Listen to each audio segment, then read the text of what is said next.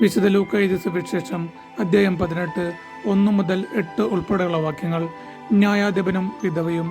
ഭഗ്നാശരാകാതെ എപ്പോഴും പ്രാർത്ഥിക്കണം എന്നു കാണിക്കാൻ യേശു അവരോട് ഒരു ഉപമ പറഞ്ഞു. ദൈവത്തെ ഭയപ്പെടുകയോ മനുഷ്യരെ മാനിക്കുകയോ ചെയ്യാത്ത ഒരു ന്യായാധിപൻ ഒരു പട്ടണത്തിൽ ഉണ്ടായിരുന്നു. ആ പട്ടണത്തിൽ ഒരു വിധവയും ഉണ്ടായിരുന്നു. അവൾ വന്ന് അവനോട് എതിരാളികൾക്കെതിരെ എനിക്ക് നീതി നടത്തി തരണമേ എന്ന് അപേക്ഷിക്കുമായിരുന്നു. കുറെ നാളത്തേക്ക് അവൻ അത് ഗവനിച്ചില്ല. പിന്നീട് അവൻ ഇങ്ങനെ ചിന്തിച്ചു, ഞാൻ ദൈവത്തെ ഭയപ്പെടുകയോ മനുഷ്യരെ മാനിക്കുകയോ ചെയ്യുന്നില്ല. എങ്കിലും ഈ വിധവ എന്നെ ശല്യപ്പെടുത്തുന്നത് കൊണ്ട് ഞാൻ അവൾക്ക് നീതി നടത്തി കൊടുക്കും. അല്ലെങ്കിൽ അവൾ കൂടെ കൂടെ വന്ന് എന്നെ അസഹ്യപ്പെടുത്തും. കർത്താവ് പറഞ്ഞു, നീതിരഹിതനായ ആ ന്യായാധിപൻ പറഞ്ഞതെന്തെന്ന് ശ്രദ്ധിക്കുവിൻ. അങ്ങനെയെങ്കിൽ രാവും പകലും തന്നെ വിളിച്ചു കരയുന്ന തൻ്റെ തിരഞ്ഞെടുക്കപ്പെട്ടവർക്ക് ദൈവം നീതി നടത്തി കൊടുക്കുകയില്ലേ? അവിടുന്ന് അതിന് കാലവിളംബരം വരുത്തുമോ?